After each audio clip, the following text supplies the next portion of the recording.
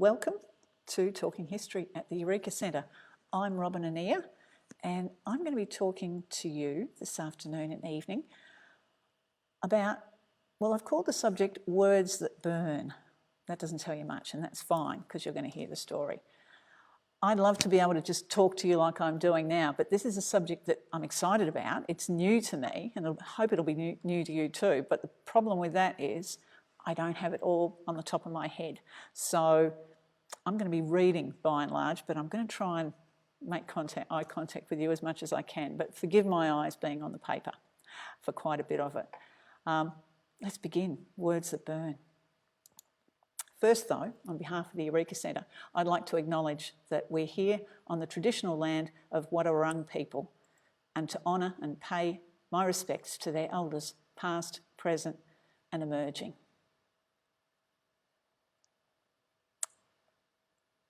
I've just got to remember what I'm doing here, folks. Okay, that didn't do what I wanted it to do. I want to move to the next slide. Presentation. Okay, I'm taking directions here. Bear with me. There, this is what I wanted to tell you about. Now this, and I'm going to hold it up just to show it's a real thing, this is something I found in an op shop a couple of years ago. It's a tiny book of short stories written entirely in shorthand, all except for the ornate titles and the first couple of words of each story. This one here, for instance, which are obviously meant to be enticing, and they certainly work that way on me. Now, I've tried learning shorthand. I tried when I was 18 and I was working as a typist. It was my first job, and back then, a typist aspiring to promotion, say to be a secretary, or my dream to be a Girl Friday, had to learn shorthand. I was allowed to leave work early one afternoon a week to attend a shorthand class. But my heart wasn't really in it. After a while, I used to go shopping instead. It turns out I wasn't that invested in becoming a Girl Friday. But you know, the thing is, shorthand is hard. I can tell you that for a fact, because this year, at the age of 60, I've been having another go, and it's really straining my brain. The thing is, shorthand appeals to me now, not for its utility or for its job ability as it did once, or being able to jot things down fast, because I don't need that anymore, but because it's arcane, because it's essentially a dead language. It's kind of pointless, but also it's a code. There's that frisson of secret knowledge. And besides, I really want to read these stories. I mean, The Lost Stud, how could you not? Plus, I do like salvaging things from the bin of history. So let's look at that, the history bit. And I guess you knew that was where I was heading. I'm going to bring you back to me. Shorthand of one kind or another has been around for pretty much as long as writing has been. In fact, you could argue that writing was shorthand, that was its purpose for things like tallying and record keeping the short way. The Egyptians had a form of shorthand, as did the Greeks, the Romans, and in England the first form of shorthand was published in 1588 as characterie, a system of short, swift and secret writing. By the mid-19th century there were more than 200 schemes of shorthand that had been published and tried, especially since the 1780s, when verbatim recording of parliamentary debates began, and also for the purpose, of course, of newspaper reporting. Now, what I've been calling shorthand was known by a variety of names. Stenography was one that's endured, but in the 1850s, it was mainly known as phonography, like photography, but with an N. And the best known and most used system of phonography at that time and ever since was Isaac Pittman's, first published in 1837 as stenographic sound hand. Let me move you on. Here he is, Stenographic Sound Hand by Isaac Pittman. Now the thing to understand here is that at this time, shorthand, phonography, wasn't just or even mainly intended as a swift writing system. It overlapped with the language reform movement, which built on the relatively new idea of scientific classification to codify the sounds of spoken language for the purpose of creating a simplified, utilitarian, even universal system of writing. hence Isaac Pittman's sound hand, which reduced 49 variations of consonants to 25 marks and 16 vowel sounds to just 4 marks. That's an abbreviation of his system there, or an overview of it. Pittman wasn't just on about simplification though.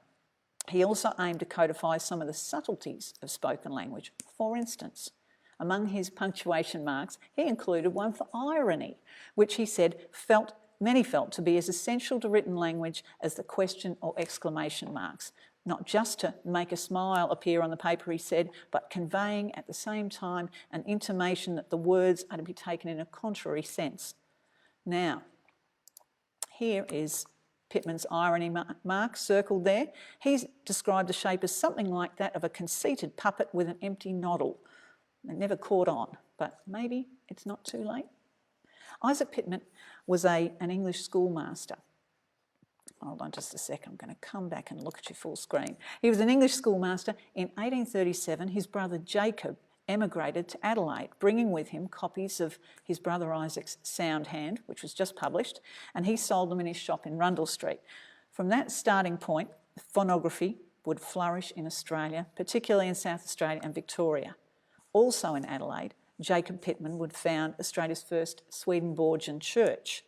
Isaac Pittman was himself a disciple of the mystic Emanuel Swedenborg, besides being an advocate of vegetarianism and homeopathy, associations that were consistent with this idealism reflected in his system of phonography. Coming to the fore when it did, though, it was inevitable that phonography would also be viewed as a development of the industrial age. The life of a writer may, in effect, he said, be lengthened by from 10 to 15 years to do in one day the work of 6, and in 6 days the work of 6 weeks, and in 6 weeks the work of a year. For its almost electric speed, shorthand writing was compared to locomotives and steamships, as well as to the fledgling art of photography. One teacher of shorthand here in Ballarat advertised for students who desire to daguerreotype eloquence as it bursts forth.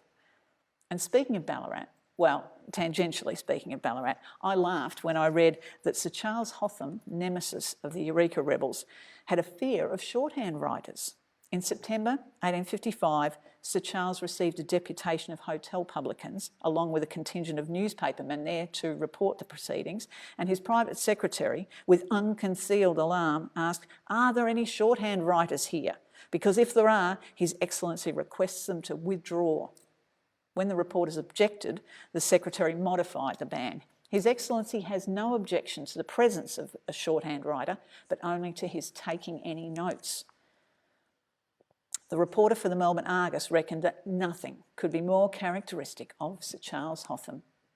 To his mind, he wrote, to a mind of his stamp, shorthand must appear a diabolic device for bringing governors into contempt.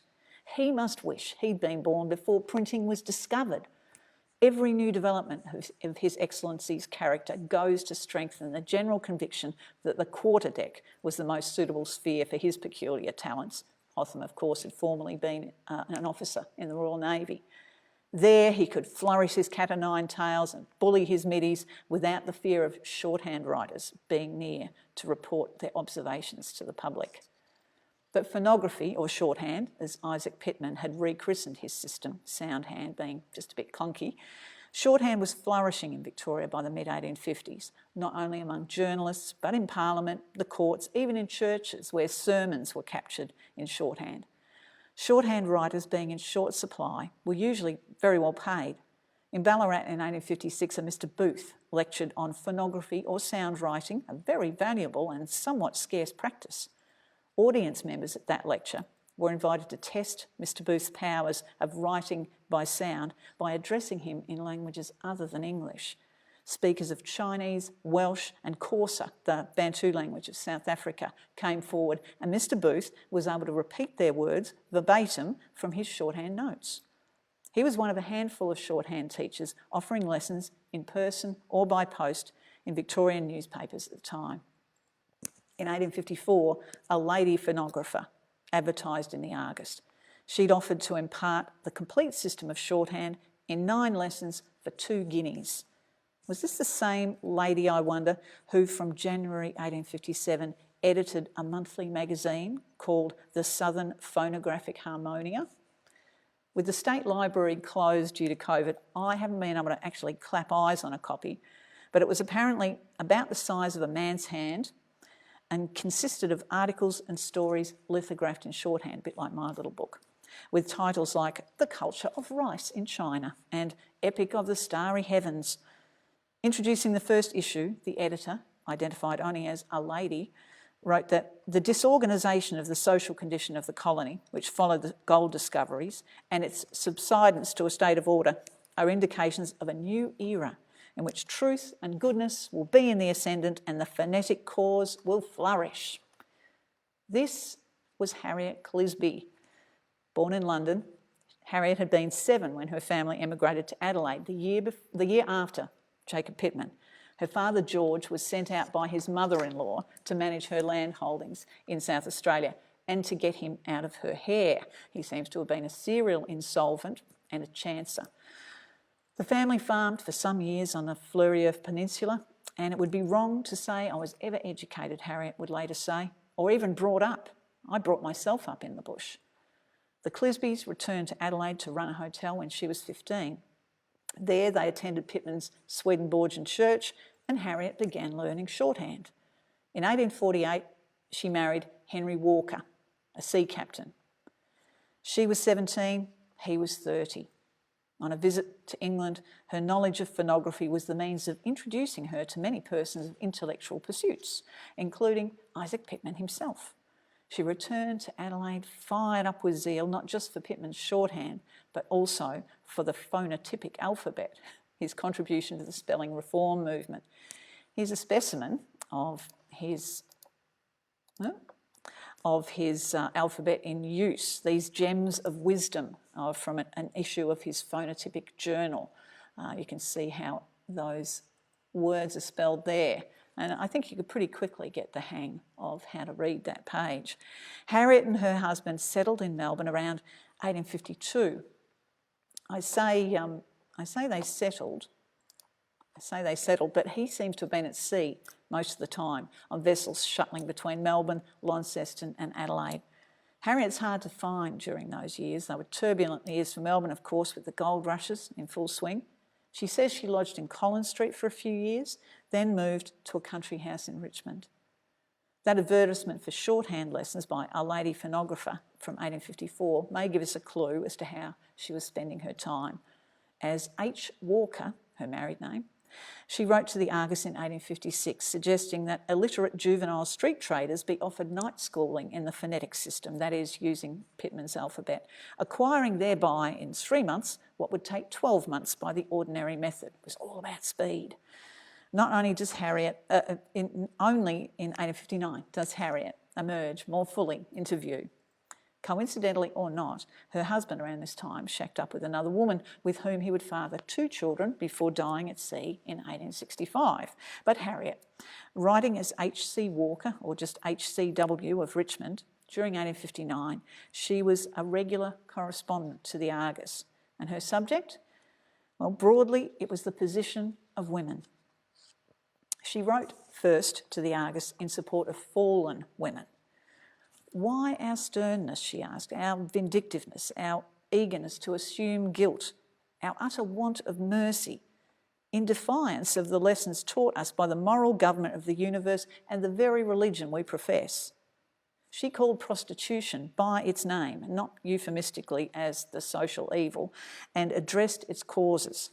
I believe, she wrote, more than 1/2 of the prostitution we see is brought on and induced by women who have no means of earning a living. What we particularly want is a government that will better educate women. Women who have been so long neglected and absolutely ignored by those who govern them should have appointed and permitted work so that they should take their share in the natural communion of labour, not drudgery, but work, honest labour. And to that end, she proposed establishing an industrial home for women, not just a shelter, but a training facility. She wrote, a home that should comprise an arena where all the energies, diverse and varied as they are, might have full and abundant scope for action. Give every woman a trade, she wrote, a calling. Now, her first letter to the Argus on this subject provoked a reply from someone who called themselves SM. He wrote, "Give every woman a trade, a calling. Does she mean that women are to compete with men? Does she think they can do it? Home is a woman's sphere," he wrote. And Harriet countered in her next letter, "It is exceedingly easy to say home is a woman's sphere, but there are very many who have no home. And what should we do with these? What particular sphere is theirs?" She accused her antagonist of being one of those who wish to see preserved a silence on the anomalous position of women, who hate to hear of any female uttering a protest against the foul injustice of those framers of the incomplete laws that now govern her, and have done so from time immemorial. Are we never to rise from this false position in which you, and not God, has placed us? Society has created this antagonism. Man has made woman what she is from the power that gives you might over right. We boldly deny that our vocation is but to amuse and serve you. And she restated her claims for women, including herself, to honest and meaningful work. She wrote, "Women want work both for the mind and the body. They want it for all the reasons that men want work. And why does every woman not work? Is it not because her individuality has not been acknowledged? She is taught from her infancy to lean on others and wait until her destiny is accomplished. Marriage, as if that was the sole end of her being. Under happy conditions, marriage may be one of the ends of her existence, but that she should fold her hands and wait for a husband is unworthy and insulting to the very name of women. Besides, all women do not wish to marry," she wrote, "whilst others lose their husbands. And what would be done with these? They go about, as it were, in a constant twilight, not knowing what they are or what they may be, like a field lying fallow." And you believe her when she says, "It is a matter upon which I have felt deeply." She goes on, "In writing these letters, the only position I wish to assume is that of a woman among many who feels that she has something to do in the world as well as her brother man. Every profession should be open to women. Every woman should feel that whatever her talents, they could be profitably employed and turned to account. I, as a woman, ask this from society in the name of hundreds who, like myself, wish they had something to do, a something to employ their energies, talents and desires honourably." Now her antagonist, SM, parried with, "Men have educated themselves to all that is required for their sex. Why have women not done the same?" To which Harriet responded by calling him a college-bred braggadocio, possessing more wit than sense, and adding, "I have never been to college, never had the opportunity." And to SM's assertion that God gave man dominion over woman and that his dominion will never be relaxed until she wins him back to the Eden from which she first led him, Harriet retorted, "How weak must have been the man to have been led in the first instance." Her letters to the Argus hint strongly at her own circumstances, her failed marriage and her lack of options. You can hear her growing more confident, more defiant in her arguments. Here she is in September 1859. "I should like to see the very first acts of our new parliament begin with a recognition that women do exist as part of the community. Every barrier should be thrown down before her, both inward and outer freedom acknowledged as a right and not yielded as a concession. She must feel that all ways are open for her, all professions, all arts, all trades equally with man. She must feel, in fact, that she has an interest in everything in life, even in the legislature of her country. Why shut her out?" Wow, this was thinking big, wasn't it? It would be 50 years before women even got the right to vote in Victoria, 15 more years before women could stand for Parliament, and then another 10 before a woman actually won a seat in the House, by which time it would be 1933. Too late for Harriet Clisby. But back to 1859. Harriet was instrumental in establishing an industrial home in Fitzroy, but since it was run under the aegis of the Melbourne Ladies Benevolent Society, that word benevolent I think is the key here, it almost certainly wasn't as empowering or non-judgmental as she'd hoped.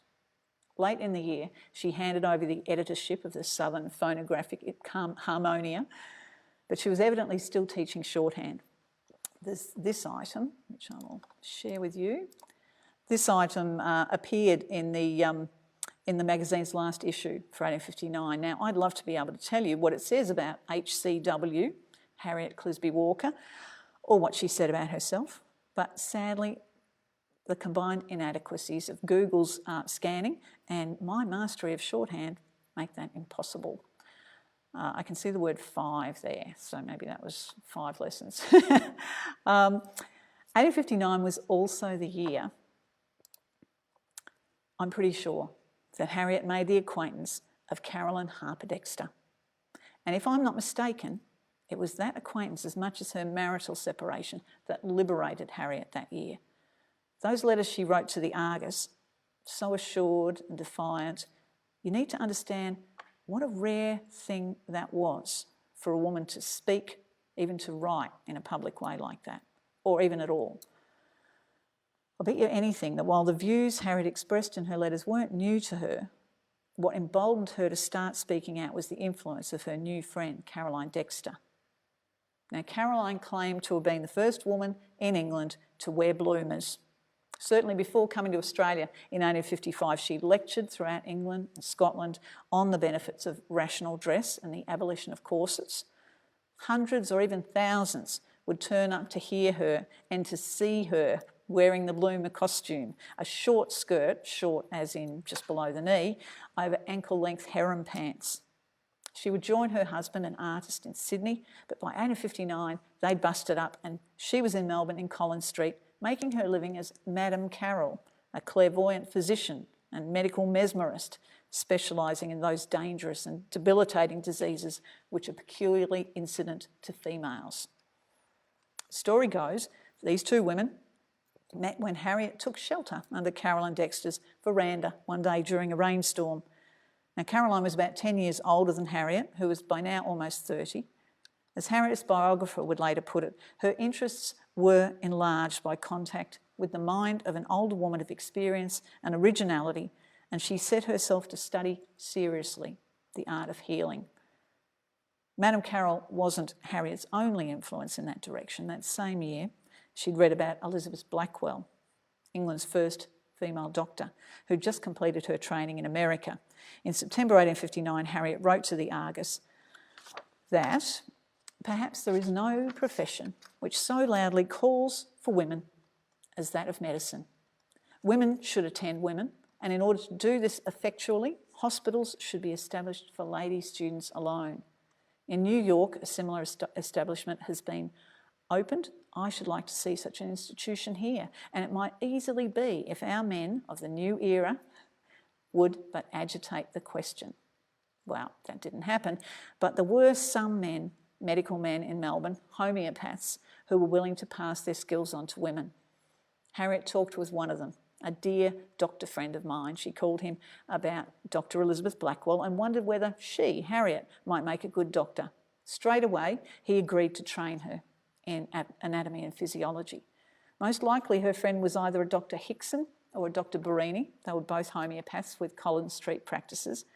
Dr. Hickson had an interest in shorthand and even lectured on phonography as an aid to the medical profession. Who knows, maybe Harriet gave him shorthand lessons in return for her medical tuition. Or was her teacher Dr. Barini, who hosted Melbourne's first spiritualist circle? At the start of 1861, Harriet and Caroline Dexter would publish The Interpreter. Let me show you The Interpreter. Oh, there's Caroline Dexter. I forgot to show you that. Look at her. What a fine-looking woman. The Interpreter. I'll just go back to Harriet. No, I can't go back to Harriet. You couldn't see her bloomers, so you missed out on that. The Interpreter, or an Australian monthly magazine of science, literature, art, etc., which, and this is Harriet's phonological harmonia notwithstanding, is regarded as the first magazine published by women in Australia. An apology, or really a preface, at the start of the first issue explained that through The Interpreter, its editors hoped to interpret the thoughts, feelings and sentiments of all those whose interest is the advancement of humanity. The magazine's contents included poetry, serial fiction, essays on beauty and a phrenology of dreams, as well as profiles of women from history and our medical page. Much of it bore the stamp of Madame Carroll, and the first issue carried a full-page advertisement for her services. One article, though, was indisputably the work of Harriet Clisby. It was titled My Acquaintance of the South Australian Range, and it related a sympathetic encounter with an Aboriginal woman in the South Australian bush. Now, you'll notice I'm not giving you any quotes from the interpreter, because to my ears, the writing veers from twee to flowery to pretty grandiose, really. It's true, the medical page gives very useful and practical advice about dressing appropriately for hot weather, mainly leaving off one's stays and avoiding impure air, the same kind of common sense talk that was no doubt dispensed at the Hygiene Institute, which was a side hustle of Caroline Dexter's. But in style, if not subject, the interpreter was pretty typical of its era, but it's kind of painful to read now. It ran for just 2 issues. That year, 1861, Caroline Dexter remarried and she retired into private life with an adoring, much younger husband and a big house at Brighton. At the same time, Harriet began to emerge from private life into the public eye. She was saving to pursue her medical studies in England, and to that end, and no doubt tutored by Caroline, she embarked on a series of public lectures, beginning with one at the Mechanics' Institute in Collins Street, now the Athenaeum. Her stage name was Mrs. Captain Walker, and her subject, A Night with Spirits.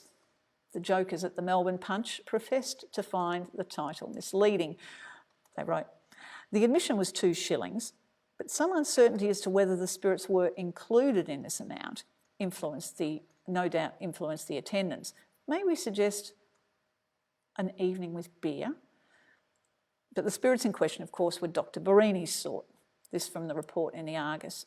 Mrs. Walker, while not offering anything new on the phenomena of spirit rapping, table turning, voices, etc., had written and arranged her subject in a very pleasing and attractive style, which an agreeable voice and evidently earnest feeling went far to redeem from the perils of a by no means faultless delivery.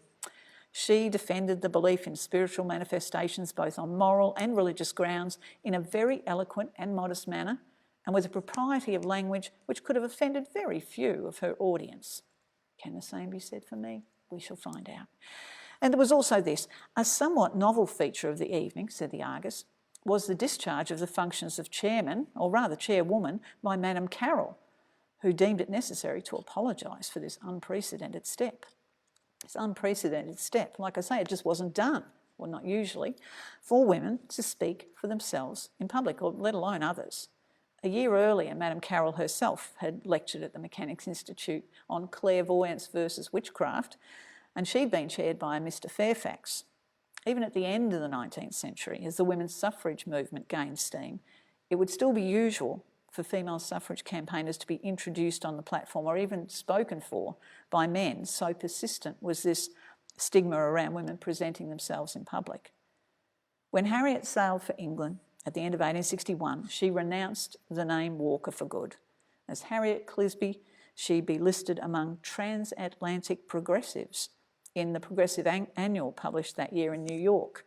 Also listed there were Mrs. William Lynch, which was Madame Carroll's married name, as well as Doctors Barini and Hickson, together with the likes of Florence Nightingale, the Pittman brothers, and John Stuart Mill. Harriet had hoped to train in medicine at a London hospital, but found that women were still barred from entry there. America would be her only hope, but that would take money. She got work as a nurse and went out on the lecture circuit, presumably reworking A Night with Spirits. She stayed in London with spiritualist friends and even had a sitting with the renowned medium Daniel Douglas Home and saw him levitating.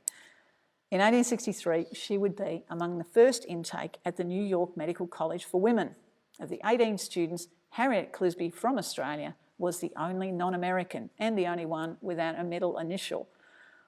The college taught both allopathic, that is mainstream, and homeopathic medicine, but leaned towards the latter. Advocates of homeopathy had been amongst the most strenuous campaigners for this women's medical college.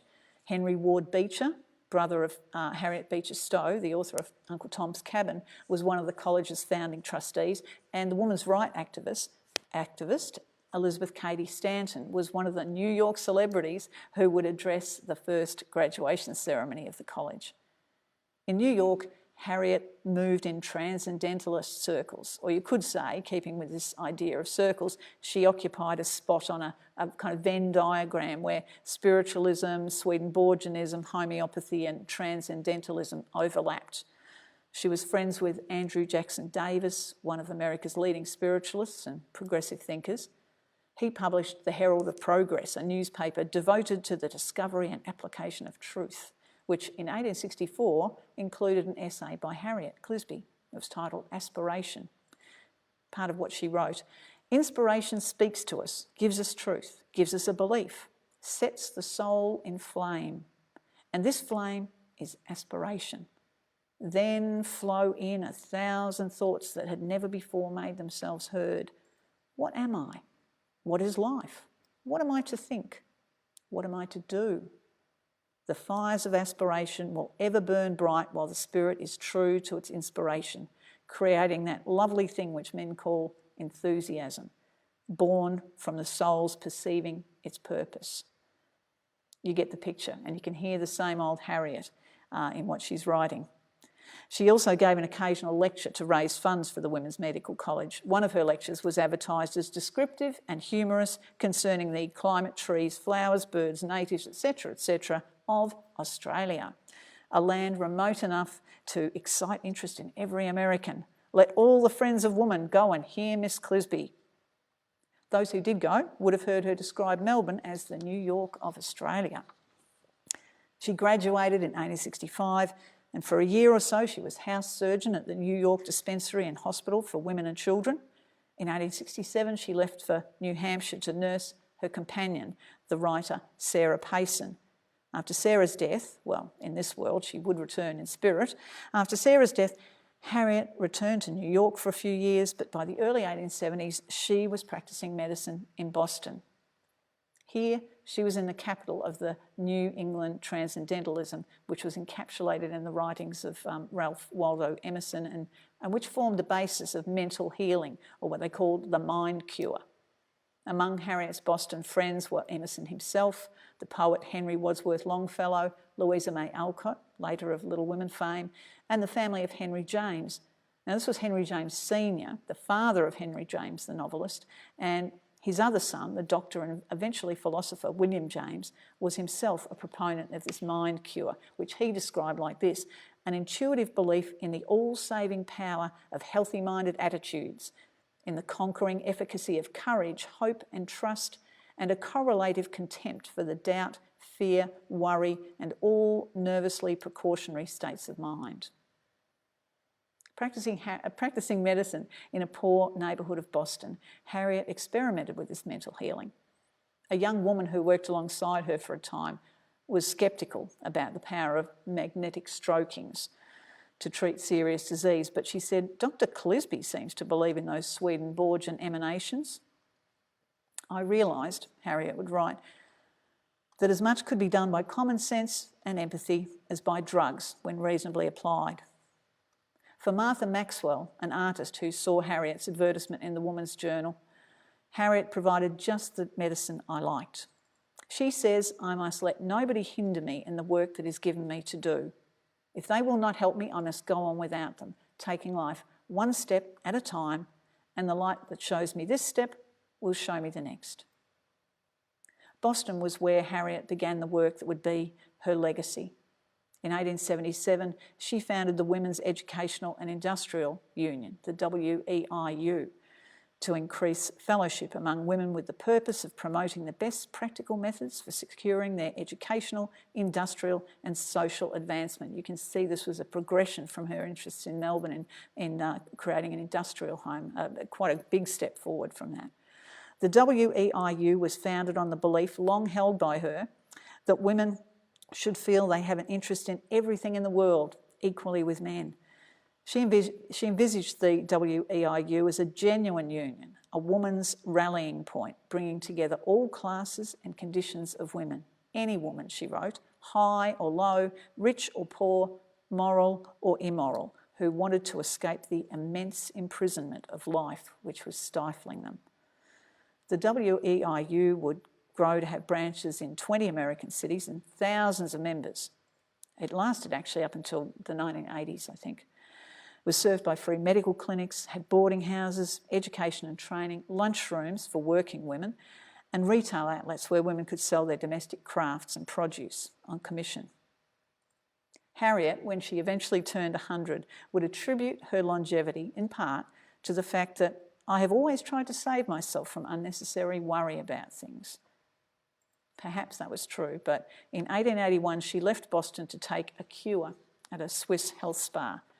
There she met Emma Piesinska and Amélie Lasserre, who would introduce her to a circle of European feminists. With Harriet's encouragement, they travelled to Boston to see the WEIU at work, and in 1891 founded the Geneva Union of Women, in which she was also heavily involved. Through the 1880s and 90s, Harriet divided her time between Boston and Geneva. In 1894, we find her in London at a meeting that she had called with a view to forming an international women's organisation by the Federation of all existing women's societies in Great Britain, America, India, Australia and New Zealand. As one newspaper report put it, Dr. Harriet Clisby is a woman of very big ideas. That same report gives us the closest we have to a detailed portrait of her. She'd have been, at this time, 64 years old, in her prime. Here she is, a lady with a clear-cut masculine kind of face of the American type. She wears her hair brushed back from the forehead and fastened up behind. Actually, it was cut short. And a long black loose gown, destitute of girdle or waist, hanging in ample folds over an embonpoint, in other words, stout, figure, heightening the effect of her austere Roman type of countenance. Her only ornament was a white flower worn on her bosom. She wore spectacles and spoke, like me, from copious notes. On the whole, her appearance was studious and impressive. In setting out her vision for an international federation of women's groups, Harriet emphasised there would be no barrier to admission of rank, education or wealth. But that would allow prostitutes to join, objected one lady in the audience, to which Harriet replied, well, let them come in. If that would kill the society, the sooner it be dead, the better. 35 years had passed since her letters to the Melbourne Argus, and on this point at least, she hadn't mellowed a bit. Though a resolution was passed at that meeting to proceed with an international federation, it seems, I think it had been preempted by the formation of the International Council of Women, which was created in the US around that time. Harriet represented Switzerland at the International Women's Suffrage Congress in London in 1909. 2 years later, she moved to London for good, setting up house with Alice Callow, who was secretary of an outfit called the Higher Thought Centre and is remembered today as the mother of the metaphysical movement in England. Promoting health and spiritual enfoldment, Higher Thought was not unrelated to the old mental healing, along with elements of Christian Science and Sufism. A lot of meditation went on at the Higher Thought Centre. Among its adherents, and among Harriet and Alice's friends, were such freethinkers as Havelock Ellis and his wife, Edith Oldham Ellis. During World War I, when she was 86, Harriet Clisby led the list of signatories to a letter published in the Times of London, advocating the compulsory notification and free treatment of venereal disease, which of course was rife among returning soldiers. Interestingly, given the times we find ourselves in, the letter, which was also signed by Sylvia Pankhurst and Mrs. Lloyd George, asserted that it has never been found possible to protect the community from the ravages of infectious and contagious diseases by educative means alone. Compulsion has always been necessary and has provided the best education. In her final years, Harriet was taken up by the press as a living wonder, the oldest woman doctor in the world, the grand old lady of the medical profession. At the age of 98, she was profiled with an actual photograph, which I will show you now. There she is. It's from a newspaper, so very poor quality, sorry, in the Sunday Times in London. This is my first interview, said Dr. Clisby yesterday. looking as if she had just stepped out of an old master. She is remarkably vivacious and active, and although retired, says, even now I am open to give any spiritual, hygienic or psychological assistance I can to anyone who wishes me to help them, just to keep my hand in, you know. On her 100th birthday, Harriet would attribute her long life and robust health to vegetarianism and regular habits. She still did the gymnastic exercises which had kept her fit all her life, though minus the dumbbells, of course. I decided, she said, on my mode of dress very early on, and I stuck to it. So I've never been subjected to the wear and tear of keeping abreast of fashion. In one respect, though, I was before my time. I had my hair bobbed since I was 33. That would have been when she first arrived in New York to study medicine. As for her mode of dress, there too, fashion had finally caught up with Harriet. Corsets had been jettisoned and waistlines relaxed. Her only regret, she said, was not having been up in a plane, and she expressed her admiration for the aviatrix Amy Johnson, not because she is a woman, but because she is a human being who knows her job. Harriet Clisby died in 1931 in her 101st year, recognisable as herself to the end. I wonder if shorthand had prolonged her life in the sort of way that Isaac Pittman predicted. And what about shorthand? What about its life? It was going strong still, but somewhere along the way it had come disconnected from its utopian beginnings. And it had also become almost exclusively women's work, which I reckon is another good reason for bringing it back into the light. And that is Words That Burn, and the story of Harriet Clisby, and incidentally of phonography in Australia in the 1850s. It's all new to me, and I'm hoping it'll be new to you too, and that somebody may even take this up and take it further. Someone's asking a question, has the interpreter been digitised and where can I read it? Now, the interpreter has been digitised. It's online at the State Library of Victoria. So if you just type in the interpreter and select journals, it will be there and you can download it and flick through it. Well, you can't download it, but you can read it on the screen, I think. No, I downloaded it. Of course you can. You can download it as a PDF, quite a big one. And yeah, it's it's interesting to read, but it's, like I said, it's very much of its time, and a bit hard going as a result. Someone's asking whether I have in mind to write more about the story of Harriet Clisby and shorthand. And the answer is no, I don't. In fact, I originally thought I might, this might be a podcast in the future. I'm working on a book at the moment, and I don't want this to get in the way. So I literally put this away in a folder.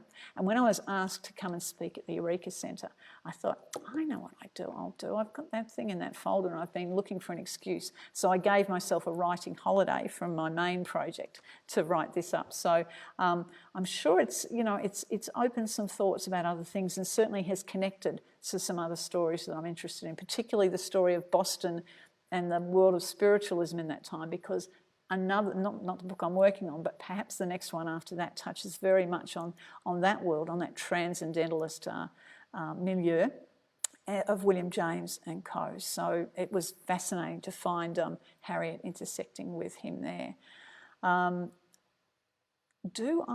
Here's a question, do I think the association of women's rights with mysticism, spiritualists, slowed the acceptance by a broader society? That's a really good question, and I tend to think yes, because it seemed pretty flaky, and this is part of my reason for not, sharing with you some of the gems from the interpreter. They were very new agey, I guess, in a modern way of thinking, and I guess that made it harder for people, men, a lot of people, to kind of take it seriously. So when we see feminism in a more recognisable form emerge at the end of the 19th century with Vida Goldstein and the suffrage movement here in Victoria, for instance, they're much, the much straighter sort of people who talk politics, who talk women's roles in the home and in society and so on, and are much less likely to kind of drift into the metaphysical. So that was an interesting thing, but I think from my reading of the 19th century, so much actually did get bogged down in that whole kind of spiritualist morass. I call it a morass, not meaning to be derogatory, but it was really hoped that that was going to become a science, spiritualism and all the metaphysics that hung off that.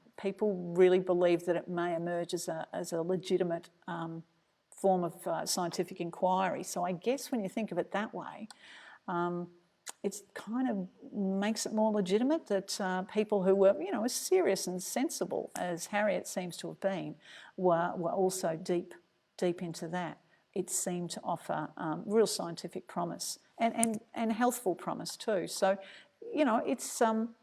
it's interesting to think of her much broader idea of health, which is very much in keeping with the holistic ideas of health that we have once again today. So, she's someone we can recognise from so far back. How did she get herself to New York, someone wants to know, and attend medical school? Was it her shorthand? Here, it's all a bit misty. Her... She mentioned, now I mentioned at one stage her biographer. Harriet started to write her own life story, it seems, a couple of times. And there are some notes existing in a university library in Boston, and there are some that disappeared in London. So she was definitely working on an autobiography when that first journalist approached her when she was 98. She kind of said, I don't want to tell you too much because I don't want to give my whole story away. After she died, it seems as though her partner Alice Callow took that up and was planning to publish her story, and that never happened. But I'm just having a look here, in 1936, a friend of theirs, an Australian journalist living in London, her name was Shirley Derbyshire, published a novel which she called Henrietta Condon, MD, and this was the fictionalised story of Harriet from the notes for the autobiography/biography that she and Alice had been putting together. So that's a very long way of saying what was in there and what's entirely in those notes in Boston, I don't know. There are just some excerpts online. But it leaves a lot of gaps in her story of how she kept herself. But one thing she alluded to when she spoke from her sort of autobiographical notes to that journalist in the 1920s was that when she arrived in London from Australia, hoping to do some medical training there and then finding she couldn't, she had left money back in Australia, she said, which she hoped would support her for several years, and she would sort of call on it from time to time to be cabled across to her. But she was sent only one amount of money from that on one occasion, probably to get her to New York, although I think her spiritualist friends in London helped out too. But after that, she never saw any of that money. Now, the question is, who did she leave it with? Did she leave it with Caroline Dexter, now married to another man, I forget his name?